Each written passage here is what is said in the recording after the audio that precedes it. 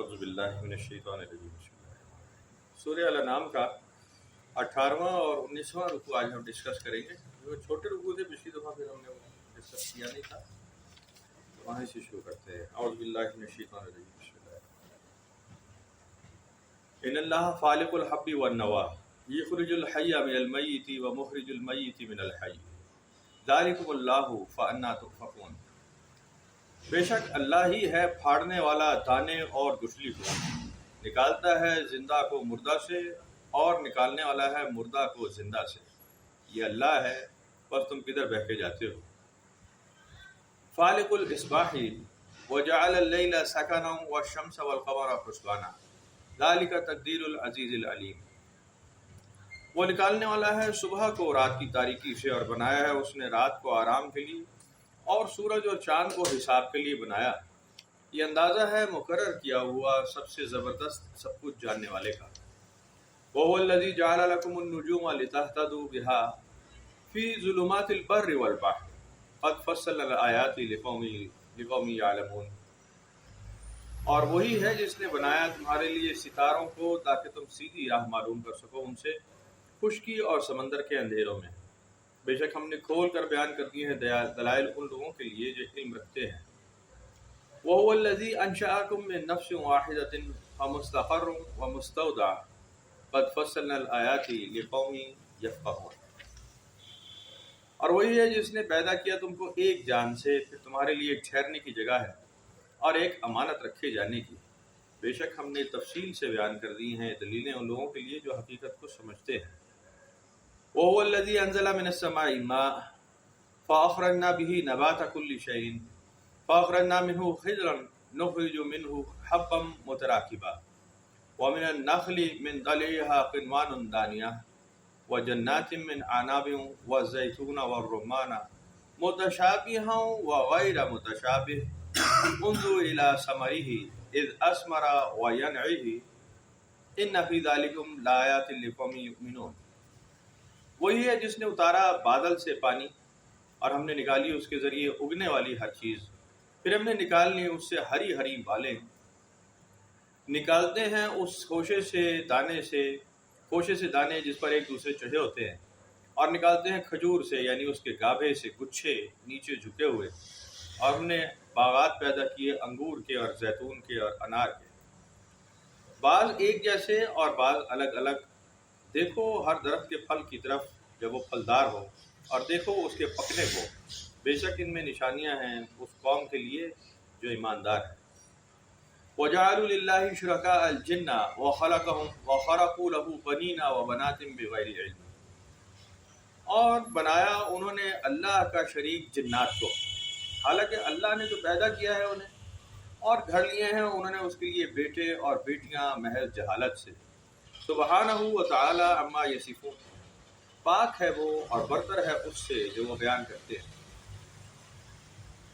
Badie السماوات والارض، موجد ہے آسمانوں اور زمین کا۔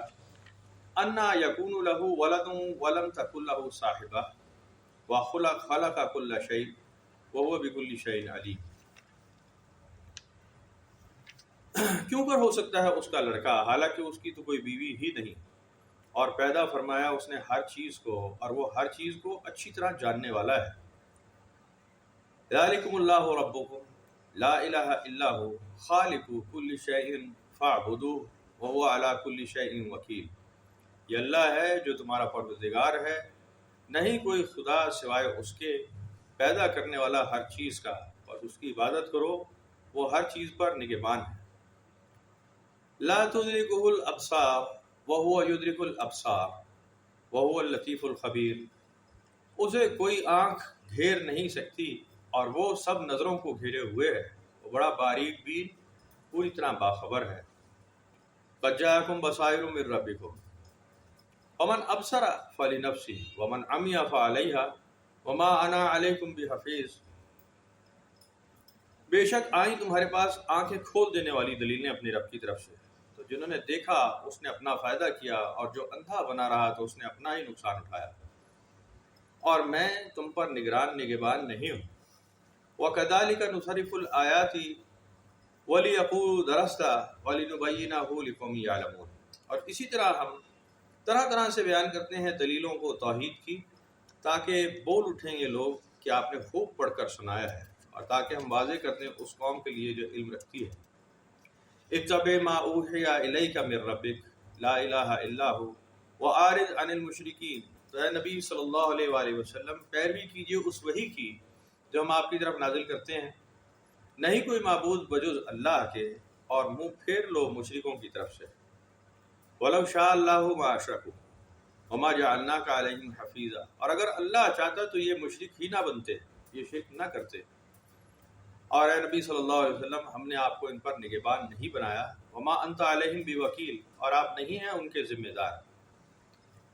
وَلَا تَسُبُّوا الَّذِينَ يَدْعُونَ مِن دُونِ اللَّهِ فَيَسُبُّوا اللَّهَ عَدْوًا بِغَيْرِ عِلْمٍ كَذَلِكَ زَيَّنَّا لِكُلِّ أُمَّةٍ عَمَلَهُمْ ثُمَّ إِلَىٰ رَبِّهِمْ مَرْجِعُهُمْ فَيُنَبِّئُهُم بِمَا كَانُوا يَعْمَلُونَ۔ اور تم برا بھلا نہ کہو انہیں جن کی یہ پوجا کرتے ہیں اللہ کے علاوہ، کہیں ایسا نہ ہو کہ وہ بھی برا بھلا کہنے لگیں اللہ کو زیادتی کرتے ہوئے جہالت سے۔ یوں ہی آراستہ کر دیا ہے ہم نے ہر امت کے لیے ان کا عمل، پھر اپنے ہی رب کی طرف لوٹ کر آنا ہے انہیں، پھر وہ انہیں بتائے گا کہ وہ کیا کرتے تھے۔ وَأَقْسَمُوا بِاللَّهِ جَهْدَ أَيْمَانِهِمْ لَئِنْ جَاءَتْهُمْ آيَةٌ لَيُؤْمِنُنَّ بِهَا قُلْ إِنَّمَا الْآيَاتُ عِندَ اللَّهِ وَمَا يُشْعِرُهُمْ أَنَّهَا إِذَا جَاءَتْ لَا يُؤْمِنُونَ۔ اور وہ قسمیں کھاتے ہیں اللہ کی پوری کوشش سے کہ اگر ان کے پاس کوئی نشانی آ گئی تو وہ ضرور ایمان لائیں گے اس کے ساتھ۔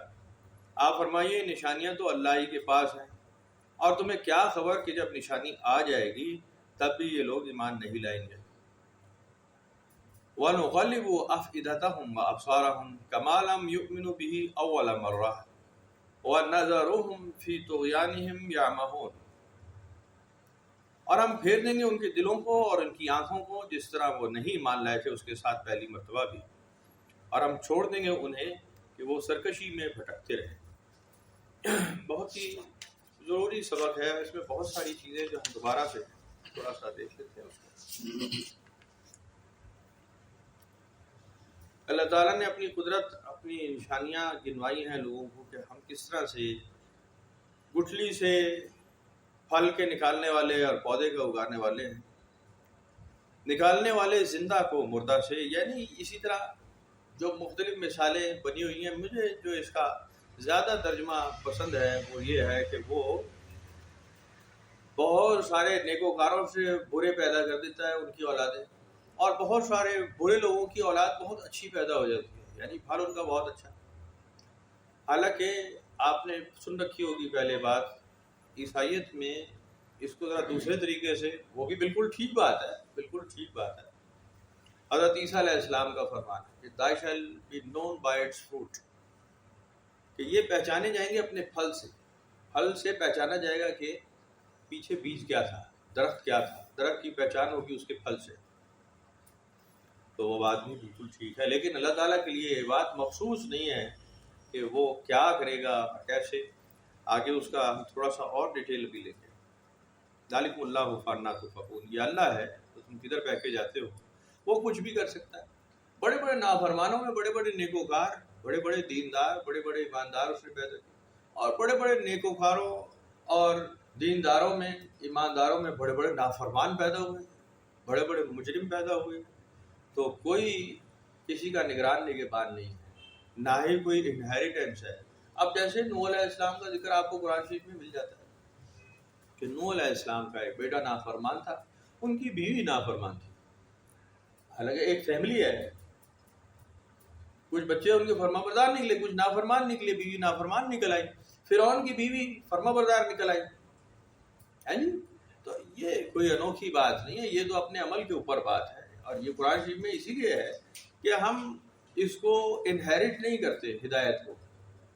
یہ کوئی وراثتی نظام نہیں ہے کہ فرما برداروں کی اولاد فرما بردار ہو یا نافرمان ہو ہم اس کو اجر دیتے ہی دیتے ہیں، اور ایسے بالکل اللہ تعالیٰ کا یہ کوئی قانون اور رسول نہیں ہے۔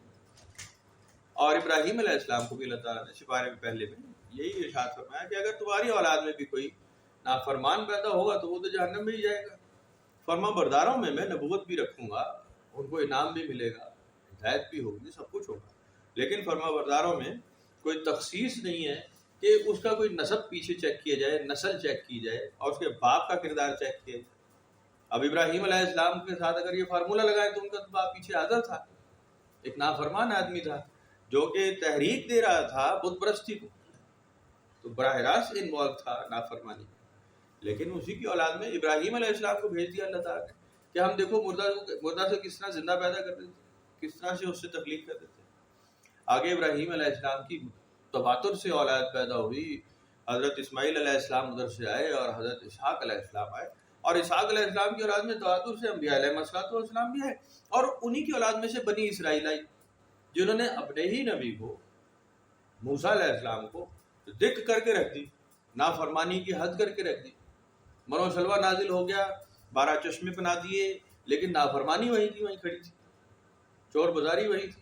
گائے ذبح کرنے کا کہا ہو گئے مالاؤنوا ہے جی، اس کا رنگ بتاؤ، اس کی عمر بتاؤ، اس کا کڑکات بتاؤ، وہ بحث کرنے لگے۔ منو سلوہ پہ انہوں نے کہا جی ہمیں یہ نہیں چاہیے، ہم خود کھیتیاں کریں گے اور ذلیل ہو کر پھر ذلت کے ساتھ اپنی فصل اٹھائیں گے۔ تو یہ ابراہیم علیہ السلام کی ریئل اولاد تھی، ہے جی، بایولوجیکل سنس۔ ان میں نافرمانی آ گئی اور فرما برداروں میں بھی تواتر آیا۔ کوئی بڑے بڑے نام ابراہیم علیہ السلام کی اولاد میں انبیاء علیہ السلام ہیں، عیسیٰ علیہ السلام تک، یحییٰ علیہ السلام تک۔ تو یہ اللہ تعالیٰ کے لیے کوئی مشکل بات نہیں۔ فالق الاصباح، وہ نکالنے والا ہے صبح کو، وجعل اللیل سکنا، اور رات کو اس نے آرام کے لیے بنا دیا، والشمس والقمر حسبانا، بلایا سورج اور چاند کو حساب کے لیے۔ ذالک التقدیر العزیز العلیم، یہ اندازہ ہے مقرر کیا ہوا سب سے زبردست، سب کچھ جاننے والا۔ وَهُوَ الَّذِي جَعَلَ لَكُمُ النُّجُومَ لِتَهْتَدُوا بِهَا فِي ظُلُمَاتِ الْبَرِّ وَالْبَحْرِ، اس نے ستاروں کو بنایا تاکہ تم سیدھی راہ معلوم کر سکو ان سے خشکی اور سمندر کے اندھیروں میں۔ یہ ایک بڑا علم ہے، میں تو آج تک بالکل اس بات کو سمجھ نہیں سکا کہ سمندروں میں سفر کیسے ہوتا ہے، بالکل میرے علم سے باہر کی بات ہے۔ یہ بڑے سیانے لوگ ہوں گے جو سمندری سفر کرتے ہیں اور راستہ نہیں بھولتے۔ میں تو راستے، سیدھے راستے پہ نارمل گلیوں سڑکوں میں راستے بھول جاتا ہوں، اکثر الٹا چل پڑتا ہوں۔ تو یہ بھی سیانے لوگوں کی اور یہ ایسے ہدایت یافتہ لوگوں کی نشانی ہے، اور یہ ہدایت اللہ کی طرف سے آتی ہے۔ تو ہم نے کھول کر بیان کر دی ہیں دلیلیں لوگوں کے لیے جو علم رکھتے ہیں۔ تم کو ایک جان سے پیدا کیا اور ایک ٹھہرنے کی جگہ بنائی اور ایک امانت رکھے جانے، یعنی ٹھہرنے کی جگہ یہ عارضی طور پر اسی دنیا میں، اور ایک امانت رکھے جانے کی، قیامت سے پہلے جو دور گزرے گا انسان پر، جو لوگ فوت ہو گئے، قیامت نہیں آئی تو ان کے ٹھہرائے جانے کی بھی ایک جگہ ہے۔ اس کے اندر کچھ جو روایتیں ہیں، نہ حدیث اور نہ قرآن، بڑے واضح بتا رہا ہوں کہ قرآن اور حدیث میں تو اس کی کوئی تفصیل ایسے نہیں ملے گی آپ کو کہ آپ تفصیلاً کہہ کے یہ میں، کچھ روایتوں میں اس کا جو ذکر ہے وہ بڑا خوفناک قسم کا ہے کہ یہ انتظار کا وقت ہے، اور کچھ تو مردے ہوں گے جو قبروں سے ہی نکالے جائیں گے قیامت کے دن، اور کچھ کو اٹھا دیا جائے اور ان کا حساب کتاب شروع ہو جائے۔ وہ جیسے 3 کیٹیگریز اگر آپ بنا لیں جو ہم پہلے ڈسکس کر چکے ہیں۔ ایک تو کنفرم ہے جو فرما بردار ہی ہیں، دنیا اور آخرت کے فرما بردار لوگ، ایمان والے، جن کو مخصوص کر لیا اللہ تعالیٰ نے کہ یہ فرما برداروں میں سے ہی انبیاء علیہ السلام اور ان کے ایمان والے، ماننے والے پیروکار۔ اس میں عشرہ مبشرہ بھی شامل ہیں، اس میں حواریین بھی شامل ہیں، عیسیٰ علیہ السلام کے بہت سارے مقبول درگاہ لوگ جو دنیا میں ہی کنفرم ایمان والے تو ان کا تو حساب کتاب کی کوئی وجہ رہ دی جاتی، ان کے پیچھے کوئی لاجک نہیں ہے، وہ جنتی لوگ ہیں، ادھر ہے یا ادھر ہے۔ اسی طرح دوزخی لوگوں کی بھی کیٹیگری واضح کر دی گئی ہے کہ جی کنفرم دوزخی، جہنم میں جانے والے فرعون، شداد، حامان، قارون۔ کچھ لوگوں کا نافرمانوں کی دلیل ہو گئی نافرمانی کی کہ جی یہ نافرمان ہی ہے، اولئک اصحاب النار هم فیہا خالدون، یہ جہنم والے ہمیشہ اس میں رہیں گے، چاہے اس دنیا میں اور چاہے اگلی دنیا میں، ہمیشگی کی جہنم ہے ان کے لیے، هم فیہا خالدون۔ تو ان کا بھی حساب کتاب کا کوئی عمل، کوئی ایسا وجہ نہیں رہ جاتی کہ جی ان کا حساب کتاب۔ یہ ہم جیسے جو تتر بٹیر ہیں، کبھی غلطی، کبھی نیکی، کبھی اچھا، کبھی برا، کبھی گناہ، کبھی ثواب، تواتر سے کرنے والے، ان کے حساب کتاب کرنے ضروری ہو جائیں گے، کیونکہ ان کی تسلی تشفی ہوگی نہیں۔ آج صبح محفل میں بھی ہماری کوئی تقریباً ایسی بات ہے کہ یہ انسان کو اللہ تعالیٰ کے انعامات میں سے ایک بڑا انعام اور بھی ہے یہ کہ قیامت کے دن فیصلہ وہی کرے گا. بات سمجھا؟ فیصلہ کرنے کا اٹل اصل جو اختیار ہے وہ اللہ تعالیٰ نے اپنے ہاتھ میں رکھا ہے. اور یہ انسان پہ یا ہر مخلوق پہ ہی سمجھ لیں بڑا انعام ہے، بڑا انعام. اگر اللہ تعالیٰ فرما دے کہ اے مخلوق اپنے فیصلے آپس میں طے کر لو، تو بس پھر فیصلہ ہی نہیں ہوگا، باقی تو سب کچھ ہوگا. ابد الآباد جھگڑا ختم نہیں ہوگا، فیصلے پر نتیجے پر نہیں پہنچیں گے. جیسے آج آپ دیکھتے ہیں نا، کوئی ایشو پیدا ہو جائے نا، جو بھی حکومت ہو، چاہے گاف کاف لام نون میم نون کوئی بھی ہو، وہ کیا کرتے ہیں؟ کمیٹی بنا دیتے ہیں. کمیٹی پر ہی اتفاق رائے نہیں ہوتا. کمیٹی کے ممبر کون ہو؟ مسئلہ تو دور، مسئلہ تو کبھی حل ہوا ہی نہیں، مجھے تو یاد نہیں کہ کوئی مسئلہ حل ہوا ہو. کمیٹی بن جاتی ہے اور جھگڑا ہی رہتا ہے ہمیشہ ہمیشہ. تو یہ اللہ تعالیٰ کی بڑی مہربانی ہے کہ اختیار اور فیصلے کا جو اٹل وہ دن ہوگا، وہ اس دن اکیلا فیصلہ کرنے والا اللہ تعالیٰ ہوگا، اور اس کے علم میں ہے ہر بات. نہ اسے اس میں کسی فرشتے کی حاجت ہوگی، نہ کسی نبی کی حاجت ہوگی، نہ کسی گواہ کی، نہ ثبوت کی. وہ خود سے ہی ساری بات جانتا ہے.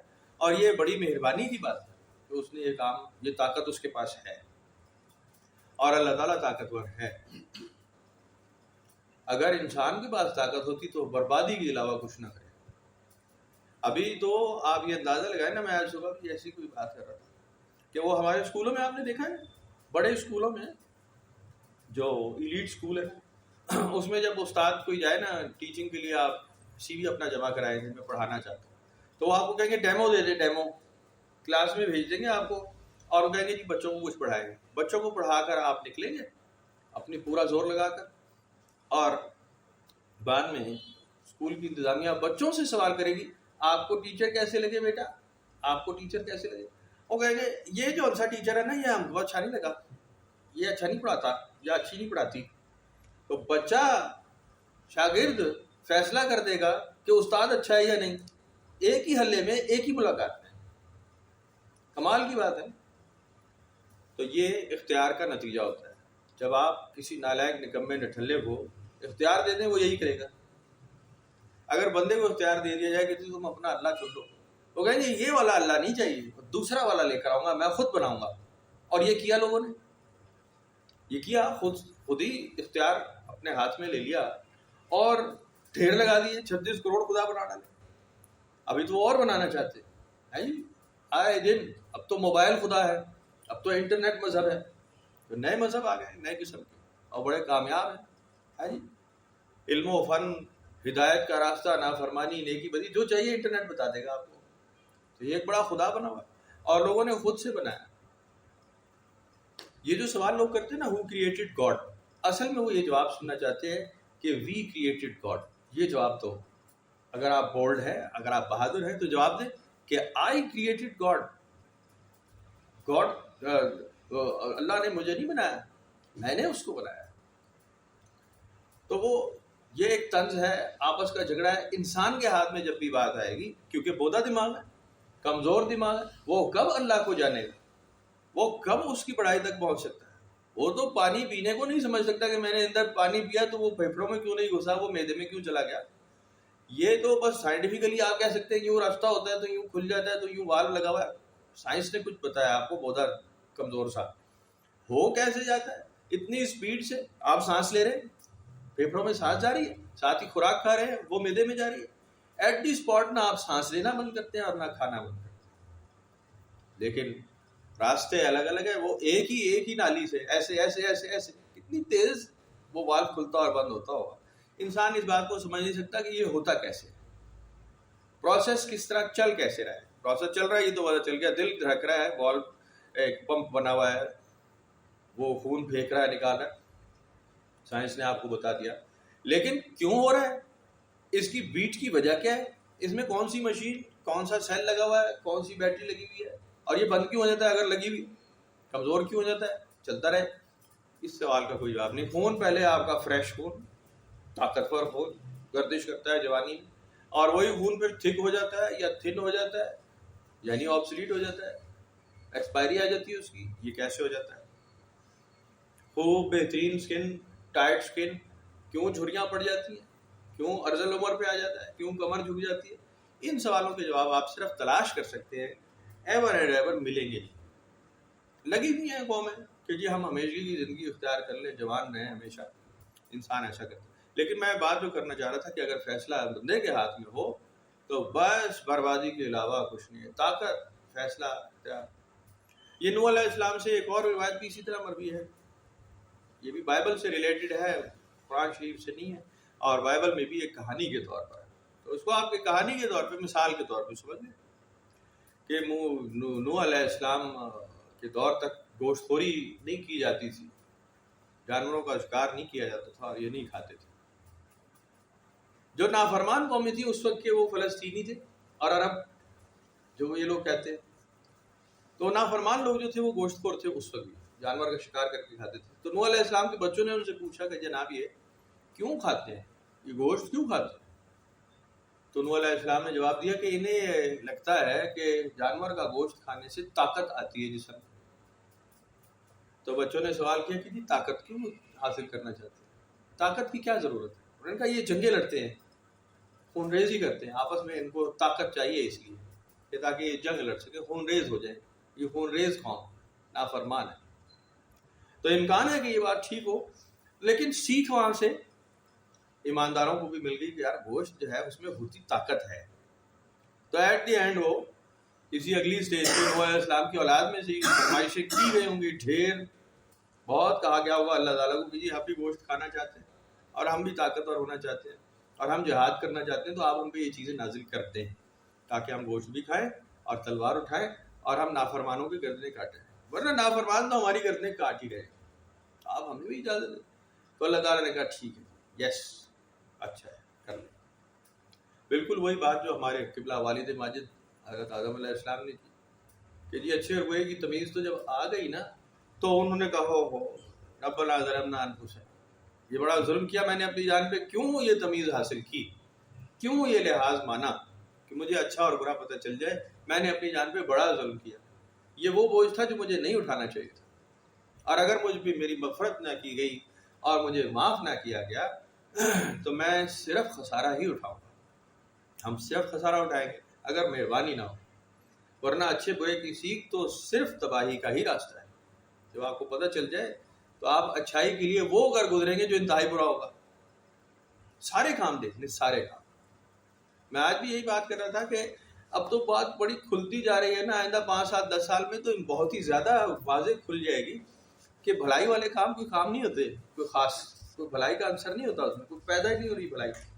یہ آپ کی سو کالڈ ایک فکسڈ بھلائی ہے جو آپ نے سوچ رکھی ہے کہ جی یہ بھلے کام ہے اور یہ میں کر رہا ہوں, نتیجہ اس کا وہی نافرمانی ہی ہوتا ہے. آپ میں قرآن شریف سے بتا رہا ہوں, نوح علیہ السلام کی قوم کو اسی لیے مار دیا نا نافرمان سے. فرما بردار اللہ تعالیٰ نے کہا کہ ان کو اکٹھا کر کے کشتی میں ڈال دیں. فرما بردار انہوں نے اپنے حساب سے جو ان کے اندازے تھے انہوں نے چن کے اکٹھے کر لیے, اپنے بچے لے لیے.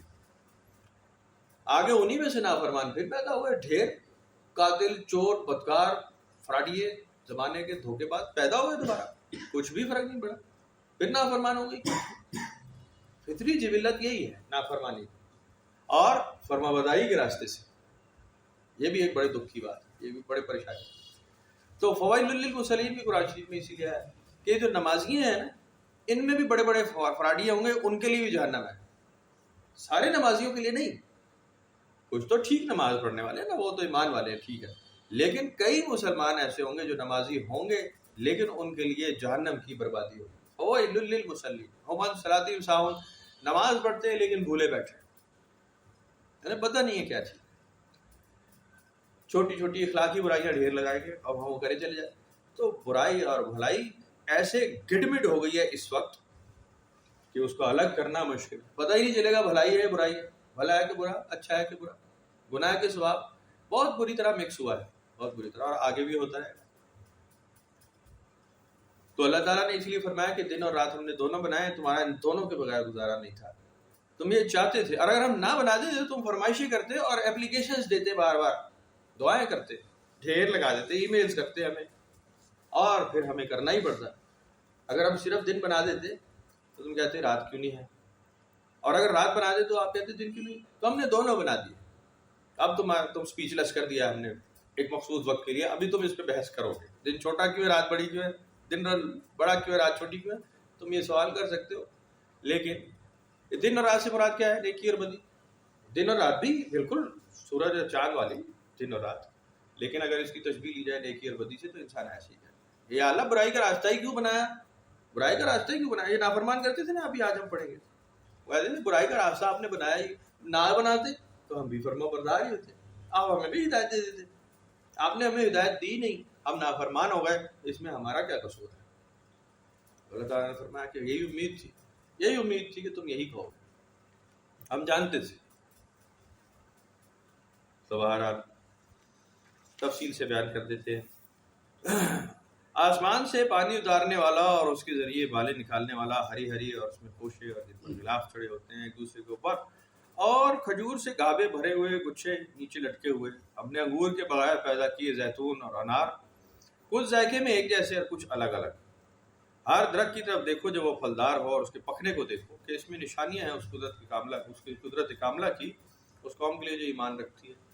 اب میں وہی عرض کرتا ہوں کہ دیکھیں, آپ ایک برتن لے لیں اور اس میں آپ پانی ڈال دیں, نمک ڈال دیں, مرچ ڈال دیں, مسالے ڈال دیں ایک جیسے. ایک اور برتن لے لیں, ایک اور برتن, آپ 7 8 10 برتن لے لیں, سیم پانی کی مقدار, سیم مسالے ڈال دیں. کیا ان کے ذائقے الگ الگ نکل آئیں گے؟ کیا ذائقے الگ الگ ہو جائیں گے؟ آپ نے ایک جیسے مسالے ڈالے. لیکن پھلوں کے ساتھ ایسے, آپ ایک ہی زمین میں گوڈی کرتے ہیں, ایک ہی طرح کی کھاد ڈالتے ہیں, اور اس میں سے نکلنے والا پھل مختلف رنگ, مختلف خوشبو, مختلف ذائقہ دیتا ہے, جبکہ اس کی خوراک وہی ہے. کہیں ویڈز اور ریٹلز نکل آتے ہیں, کہیں انار نکل آتے ہیں, کہیں کھجور نکل آتے ہیں, کہیں انگور نکل آتے ہیں, کچھ رسدار, کچھ کسیلے, کچھ کڑوے, کچھ میٹھے, کچھ لمبے, کچھ چھوٹے, کچھ خوشنما, رنگوں میں بھی الگ, تاثیر میں الگ. تو یہ قدرت کی بڑی نشانیاں ہیں کہ تم دیکھو کہ ہم کس طرح اس کے اندر اس کی فارمیشن بدل دیتے ہیں. وَجَعَلُوا لِلَّهِ شُرَكَاءَ الْجِنَّ وَخَلَقَهُمْ وَخَرَقُوا لَهُ بَنِينَ وَبَنَاتٍ بِغَيْرِ عِلْمٍ. اور انہوں نے اللہ کا شریک جنات کو بنا لیا, حالانکہ اللہ نے تو جنات کو پیدا کیا ہے, اور گھڑ لیے انہوں نے اس کے لیے بیٹے اور بیٹیاں محض جہالت سے. یہ قرآن شریف میں بار بار جنات کا ذکر اس لیے ہے کہ آج بھی 90 95 98% دنیا میں یہی فینٹاسٹک, یہی سوچ چل رہی ہے کہ جی کوئی ماورائی طاقت مل جائے. ابھی آپ وہ پاکستانی ڈرامے یا انڈین ڈرامے یا فلمیں دیکھیں نا, میجورٹی کا ٹاپک یہی ہے, جنات, جادوگری, عملیات, الٹے سیدھے عمل, شیطانی چیزوں کو پکارنا بلانا اور ان سے مدد طلب کرنا. یہ شروع سے ہے, بہت بڑا گروہ ہے اس کا جو اسی کام پر لگا ہوا ہے, لگا رہے گا. اور اس کو پسند کرنے والے اور اس کی سیکھ کرنے والے, اس کی ڈھونڈ والے ہمیشہ رہتے ہیں, جو جنات کو مددگار بنانا چاہتے ہیں. تو اللہ تعالیٰ نے فرمایا کہ ان کی کیا حیثیت ہے میرے مقابلے میں, بڑے فینٹاسٹک ہوئے تھے. میں اگر جنوں کا واقعہ کسی کو سنا رہا ہوں نا, ایک دم ہے جی ہے, پھر تسا دیکھے جن اور کس طرح نہ ہونا ہے جی. میں کہا یار, جب میں آیت الکرسی پڑھ رہا ہوتا ہوں, جب سورہ یاسین پڑھتا ہوں, یا میں کہتا ہوں تلاوت کریں, تو وہ آپ اتنے ایکسائٹیڈ تو نہیں ہوتے جو کہ ہونے کا وقت ہوتا ہے. شتونگڑے بلونگڑے بڑے مزے کے لگتے ہیں, اس میں کہتے ہیں اچھا پھر کیا, پھر پڑھیا کیا, پھر مارتا تسی جلایا انہوں آگے جی. عجیب لوگ, عجیب. اور کل بھی میں ایک ویڈیو دیکھ رہا تھا, یعنی کیا کہے آدمی, کدھر پکڑے, ڈاکٹروں کو بھی نہیں پکڑ سکتے. اب کسی پہ کوئی ذہنی عارضہ ہو جائے نا کسی کو, تو یا تو آپ ڈاکٹر کے پاس جائیں گے, سائیکیاٹرسٹ ہے جی, سائیکیاٹرسٹ ہوتا ہے اصل لفظ. سائیکیاٹرسٹ کیا کرتا ہے, آپ کو باندھ دیتا ہے اور کرنٹ لگاتا ہے, نہیں کرتا وہ بھائی جان, یہی کرتا ہے وہ یہی کرتا ہے. آپ کو سوئی سرنج کہتے ہیں, میں ٹیکا لگا رہا ہوں, لیکن وہ آپ کو سوئیاں مار رہا ہوتا ہے کہ سیدھا ہو جائے, میں نے فیس لے لی, سیدھا ہو جائے. وہ نئی سوئیاں کہے گا اس کے منہ میں نالی میں ڈالوں گا, اور وہ منہ کھول کے اس کا نالی گھسیڑتے ہیں اس کے منہ میں, خوراک کی نالی ڈالتے ہیں. وہ بیسیکلی یہی کر رہے ہوتے ہیں جو عامل بابا کر رہا ہوتا ہے, جھاڑو لے کے پھت مار نہیں رہا ہوتا جنات بگانے کے لیے. یہ یہی کر رہے ہوتے ہیں. یہ دونوں چور کے بچے ہیں, یہ اپنی فراڈ کر رہے ہوتے ہیں. وہ کرنٹ لگا کے آپ کا مریض برباد کرتا ہے, دماغ پہ کرنٹ لگا رہے ہوتے ہیں. کہتے ہیں یہ بڑی تھوڑی کیپیسٹی کا. میں کہا بسم اللہ, آپ لیٹ جائیں, تھوڑی کا ہے تو ہم آپ کو لگا کے دیکھتے ہیں کیا ہوتا ہے. ڈاکٹر کو پکڑ لیں کسی دن 4 6 بندے, کوئی پاگل ہے ایسی تو پاگل ہونے ہیں سادہ مسئلے کو. ڈاکٹر کے پاس گئے, سائیکیاٹرسٹ کے پاس, اور اس کو لمبا لٹا کے باڑا پٹیوں سے. اچھا وہ مووی بنی اس کے اوپر, کیا نام تھا اس کا مووی کا, بڑی اچھی ہے وہ رانگ ٹرن. رانگ ٹرن میں نا ایک اس طرح ہوتا ہے, ایک ہاسپٹل مینٹل اسائلم ہوتا ہے وہ, اور اس میں پاگل جو ہوتے ہیں نا وہ بڑے سیانے پاگل ہوتے ہیں, اور وہ انتظار میں ہوتے ہیں کہ کسی طرح ہمیں موقع ملے تو ہمیں ڈاکٹروں کو چھوڑیں گے. وہ کھل جاتے ہیں, کوئی وہ وارڈن کو پکڑ لیتے ہیں, اس کی چابیاں نکالتے ہیں, کھل جاتے ہیں سارے, اور پھرتے پورے ہسپتال میں, اور سارے ڈاکٹروں کو وہی کرتے ہیں ان کے ساتھ جو ڈاکٹر ان کے ساتھ کرتے تھے. یقین کریں دیکھنے والی فلم ہے, بڑی ڈیوسٹیٹنگ ہے, بڑی آگرش ہے دیکھنے کے, لیکن وہ بنائی ہے انہوں نے, اور ان کو لٹا کے نا اچھی طرح کانٹے دار تاروں سے لمبا لٹکا دیتے, اور ڈاکٹروں کے پیشاب خطا ہو رہے ہوتے ہیں اس ٹائم, لیڈی ڈاکٹرز بھی جینٹس بھی, وہ سب کو کرنٹ لگاتے ہیں اور ہنس رہے ہوتے ہیں, کہتے ہیں ساڑھے نہ یہی کرنا چاہیے. اس ڈاکٹر کو آپ نہیں پڑھتی کیونکہ وہ سائیکیاٹرسٹ کوالیفائڈ ہوتا ہے. اچھا وہ جنات والے بابا تھے, میں ان کی بات سنا رہا, کل میرے پاس ویڈیو آئی وہ اس پہ نیٹ پہ آپ دیکھیے گا. اب وہ اس نے پکڑا ہوا ہے, ایک نوجوان خاتون ہے, اور پکڑا ہوا ہے اس نے, اور اس کو نکلتا ہے کہ نہیں, اور کون ہے تو, اور نکلتا ہے کہ نہیں. اب وہ کہہ رہی عجیب, وہ کر رہی بیچاری, پتہ نہیں کیوں کر رہی, وہ بھی اس کو کوئی مسئلہ ضرور تھا ویسے, پتہ نہیں ساتھ بہو کا جھگڑا تھا, کیا تھا, کچھ تھا. خیر وہ کدھر سے آیا, وہ پنجاب سے آیا تو, وہ تو پنجابی تو نہیں ہے, وہ مجھے لگتا ہے تو پنجابی ہے, ابھی تجھے بھگاتا ہوں, ابھی تجھے بھگاتا ہوں. اچھا اب جناب یہ عامل بابا جی سے باتیں کرتے, اوے جاتا ہے کہ نہیں جاتا, تو وہ جو مریض تھا نا خاتون, اس نے کہا نہیں جاتا. اوے تو پٹھان ہے, میں سمجھا تجھے تو کہا تھا تو پنجابی ہے, تو پٹھان ہے, تو پشتو بولتا, اور پشتو ہے تیری زبان, تیرے گھر والے کتنے ہیں, تو مر گیا, تو زندہ ہے, تو رکشے کی نہیں, کیا ہے تو مردہ ہے, میں تجھے یہ سالے سال. عجیب کہانیاں. اور وہ جب 15-20 منٹ جب پکڑ کے اچھی طرح سے ہلایا لڑکی کا, تیری ایسی اوپر چھری بھی رکھا ہے, اس کو بتا جائے گا یا نہیں. آخر وہ تھک گئی بیچاری, ایک آدھے گھنٹے میں. جی عامل بابا نے اس کو تھکا مارا, انہوں نے کہا دیکھ اب میں تجھے کلمہ پڑھاتا ہوں. مسلمان ہے کہ ہاں, کہ کلمہ پڑھ. کلمہ نہیں پڑھے. او تو ہندو ہے, ہندو تو نہیں ہے تو.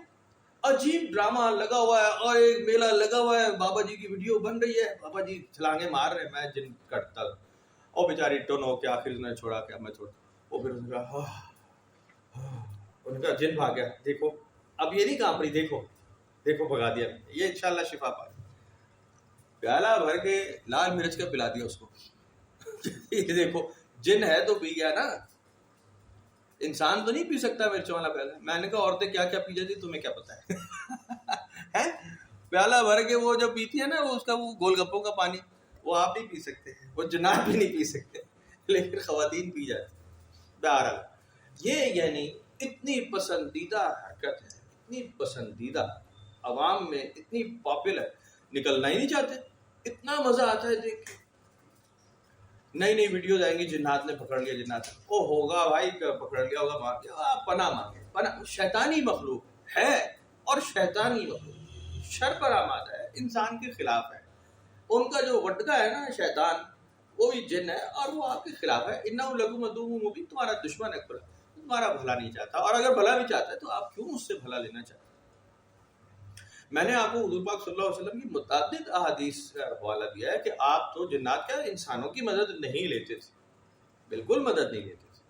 آپ کا ایک ٹرینڈ نہیں تھا, آپ کا طریقہ نہیں تھا, وہ انکار کرتے تھے, کوئی سہارا نہیں, کوئی وہ آپ انڈیپینڈنٹ اپنی عبادت ریاضت اللہ کے حضور پیش ہونا, وہ آپ اکیلے کرتے تھے. کوئی آپ کا ساتھ دے تو دے, نہ دے تو کوئی اعتراض نہیں, کوئی پریشانی نہیں. ابھی آج بھی آپ پہ پڑھ رہے ہیں, تو کوئی ہدایت پر آتا ہے ٹھیک ہے, نہیں آتا کوئی بات نہیں, آپ ان کے نگران نگران تھوڑی ہیں, آپ چھوڑ دیں ان کو. لیکن یہ تو ہے سیدھا راستہ, اور سیدھا راستہ بہت مشکل ہوتا ہے, اس میں چسکے نہیں ہوتے, اس میں کلر نہیں ہوتے, اس میں ششکے نہیں ہوتے, رنگین نہیں ہوگا. اور جب رنگین نہیں ہوگا تو آپ تھوڑے دن چلیں گے, اس کے بعد کہیں گے نہیں یار تو تھوڑا جا مسالہ ہو گئے, بالکل ہی بور ہو گئے. یہ بڑا گندی سوچ ہے انسان کی, وہ کرتا ہے. تو جنات اس کے لیے بڑی زبردست بہترین چیز. وہ کہتا ہے کہ جی ہم ذرا اس کا نتیجہ نکالیں, اس کی مدد حاصل کریں, اور اللہ تعالیٰ سے بھی ریلیٹ ہی کرتے ہیں.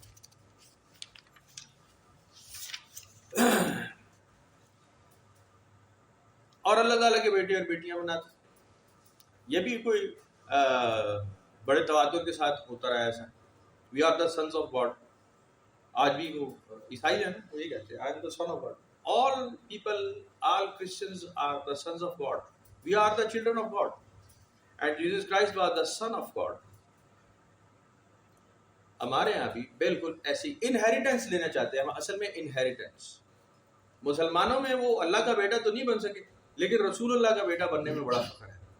میں رسول اللہ کا بیٹا ہوں, محمد رسول اللہ کا سن. آئی ایم دا سن آف محمد رسول اللہ.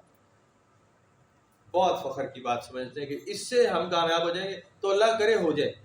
میں تو دعا کرتا ہوں ہو جائے, یہ کہہ کر آپ کامیاب ہو جائیں, آپ کا حساب کتاب نہ ہو, جنتی ہو جائے. بڑا اچھا راستہ ہے, تیار کریں. لیکن قرآن شریف میں اللہ تعالیٰ نے اس کو کہیں پروموٹ کیا نہیں ہے, کہیں کسی آیت میں پروموٹ نہیں کیا کہ تم کہو کہ جی ہمارا باپ بڑا عالم فاضل تھا اور بڑا کمال تھا اور اس کے نتیجے میں ہم کامیاب ہو جائیں گے. اور ایسا قرآن شریف میں اس کو ڈیموٹ کیا اللہ تعالیٰ نے ہمیشہ. کوئی فخر کی بات نہیں. سبحانہ و تعالی عما یصفون, تو پاک ہے وہ تو ان خرافات سے جو تم کہتے ہو. بدیع السماوات والارض, موجود آسمانوں اور زمین کا. کیسے اس کا کوئی لڑکا ہو سکتا ہے حالانکہ اس کی تو کوئی بیوی نہیں. اب یہ قرآن شریف میں کیوں آیا آپ مجھے بتا دیں. چلو میں تو جاہل آدمی ہوں, مجھے بتائیں کیوں لکھا ہے کہ میرا کوئی لڑکا نہیں, میری کوئی بیوی نہیں. اس بات کا مطلب کیا ہے بھائی؟ واضح یہی بات ہے نا کہ جو تم کہہ رہے ہو نا میرا بیٹا ہے میری بیوی ہے, وہ نہیں ہے, جھوٹ بول رہے. تو اس کے علاوہ کوئی مطلب ہے اس بات کا؟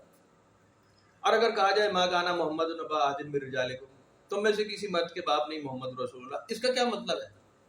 اس کا کوئی اور مطلب ہے, اس کا کوئی اور ترجمہ ہے. تم اپنے لے بالغ بیٹوں کو اپنا سگا بیٹا نہ کہو. قرآن شریف میں لکھا ہے تم اپنی لے بالغ اولاد کو ان کے باپوں کے نام سے پکارو, ان کے باپ کا نام تبدیل مت کرو. لے بالغ بیٹا لے بالغ ہی ہے, تمہارا حقیقی اولاد نہیں ہے. قرآن شریف میں لکھا. کیوں لکھا بھائی؟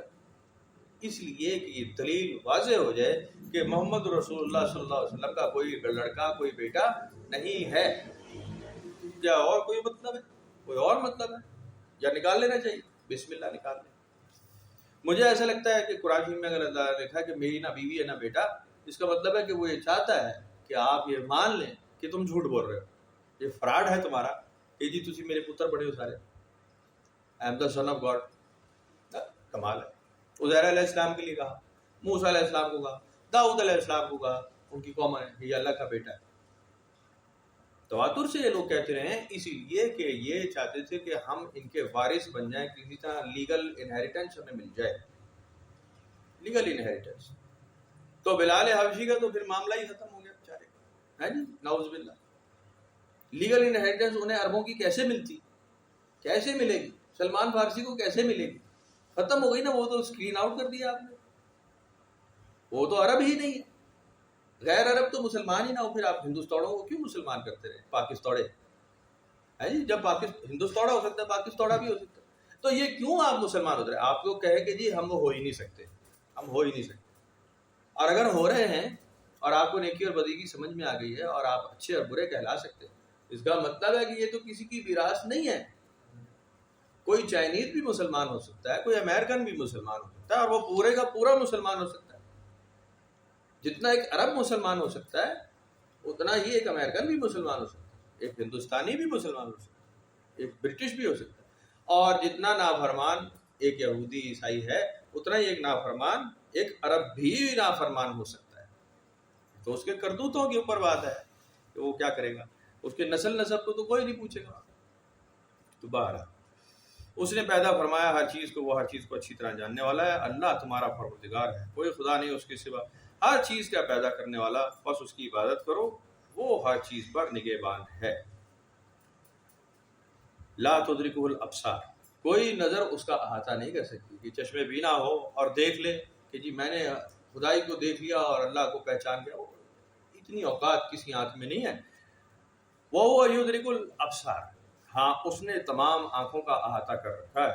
وہ اللطیف الخبیر, بہت لطف و کرم فرمانے والا ہے اور باریک بین ہے اور پوری طرح خبر رکھتا ہے. تمہارے پاس آنکھیں کھول دینے والی دلیلیں آ گئی ہیں.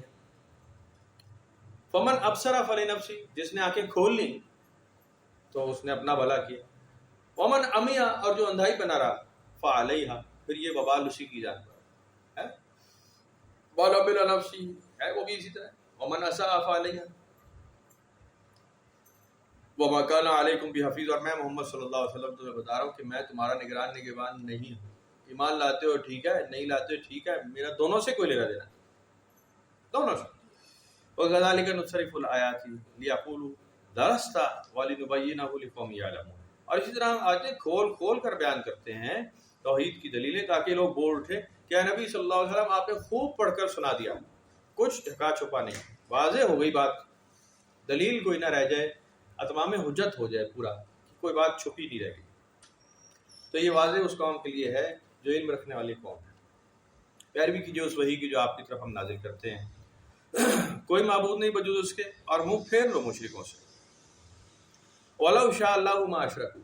اب یہ پھر وہی سپریم کورٹ کا فیصلہ ہے، پیچھے سارے فیصلے بودے کچے کمزور، ساری بحث فارغ ہو جاتی ہے کہ اگر میں چاہتا تو تم شرک کرتے ہی نہ، لیکن تمہاری اوقات ہی نہیں تھی تو ہم نے تمہیں شرک ہی کرنے دیا، تم چاہتے ہی تھے.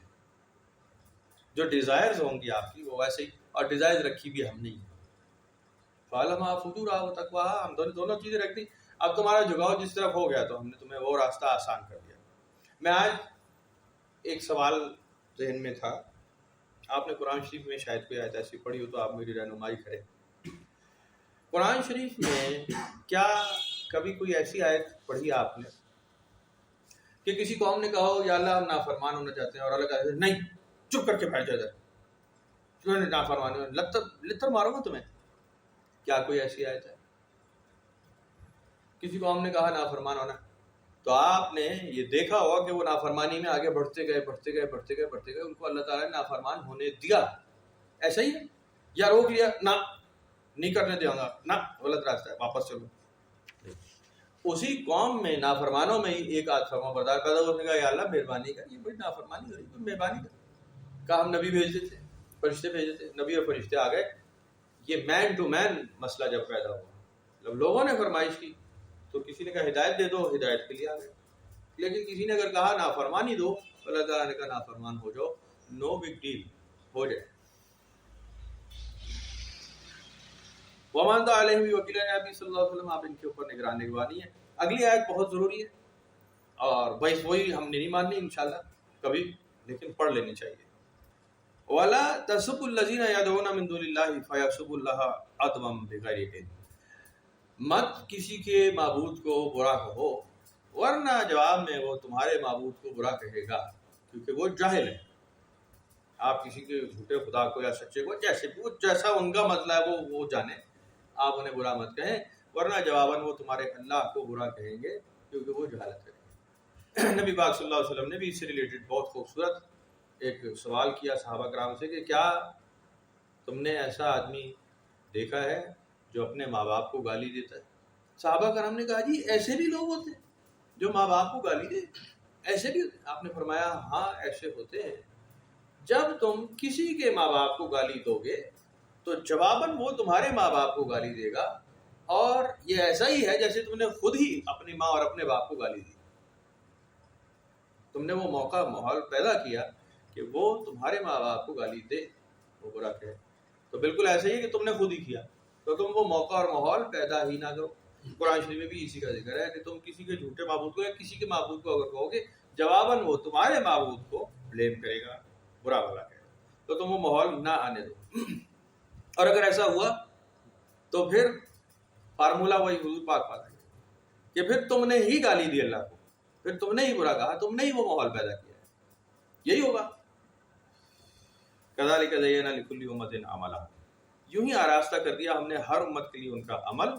اب یہ قرآن شریف میں کئی جگہ ہے کہ ہم نے مزین کر دیا ان کے اعمال کو، وہ خوش ہیں اس بات پہ کہ جی ہم ٹھیک کر رہے ہیں، ہم سیدھے راستے کے لوگ ہیں.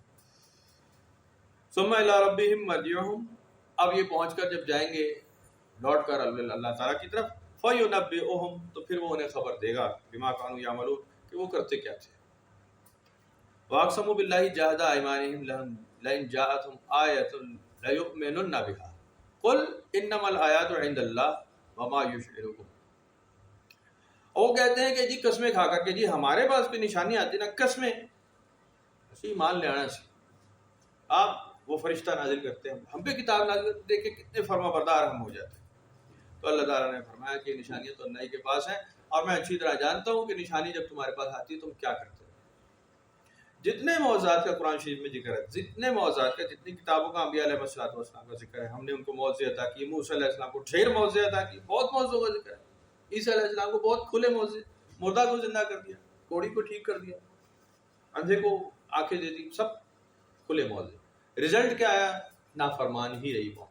یہی بات ہے, اس میں کوئی شک کی بات نہیں. قرآن شریف بھرا پڑا ہے. ان کی اپنی کتابیں بھی یہی کہتی ہیں کہ جب بھی عیسیٰ علیہ السلام نے کوئی معجزہ دکھایا, قوم نے کہا یہ جادوگری ہے.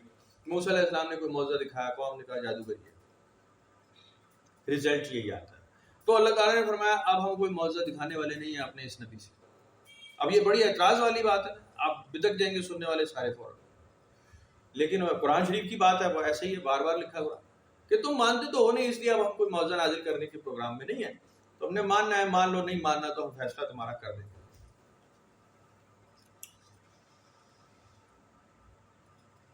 نبی پاک صلی اللہ علیہ وسلم کو اگر آپ بغیر کسی سہارے, بغیر کسی معجزے کے دیکھیں, بغیر کسی معجزے کے, آپ ایک سائڈ پہ, تو آپ سے معجزات منسوب ہیں, میں کوئی انکاری نہیں ہوں, بالکل مانتا ہوں, بالکل ٹھیک ہے. ایک منٹ کے لیے, ایک لمحے کے لیے, تھوڑی دیر کے لیے آپ نبی پاک صلی اللہ علیہ وسلم کی ذات کو معجزات سے اور ماورائی چیزوں سے الگ کر کے پھر ذرا دیکھیں, غور کریں, پھر سیرت پڑھیں. آپ کو پھر بھی وہی محبت پیدا ہوگی, اور آپ کی وہ محبت مضبوط ہوگی, باؤنس نہیں ہوگی. جھگڑا رولا ابہام ختم ہو جائے گا. تو وہ زیادہ جو مضبوط راستہ ہے اسے اختیار کر لینا چاہیے, زیادہ عقل کی بات ہے. وَنُقَلِّبْ, اب یہ وہی بات ہے جو ابھی ہم پڑھ چکے ہیں. وَنُقَلِّبْ أَفْئِدَتَهُمْ وَأَبْصَارَهُمْ كَمَا لَمْ يُؤْمِنُوا بِهِ أَوَّلَ مَرَّةٍ وَنَذَرُهُمْ فِي طُغْيَانِهِمْ يَعْمَهُونَ, کہ اگر تم ایمان پہلے نہیں لائے تو اب بھی نہیں لاؤ گے, ہم تمہاری آنکھیں بھی بند کر دیں گے اور تمہارے دل بھی پھیر دیں گے, تو اب بھی ایمان نہیں لاؤ گے جیسے کہ تم پہلے ایمان نہیں لائے. اور تمہیں ہم نافرمانی میں, سرکشی میں آگے بڑھنے کی ترغیب دیں گے, اور تمہیں فرمانبردار نہیں ہونے دیں گے. تمہیں نافرمان ہی کرتے جائیں گے, تم نافرمانی میں ہی آگے بڑھتے جاؤ گے, یہ طغیان میں باغی ہوتے جاؤ.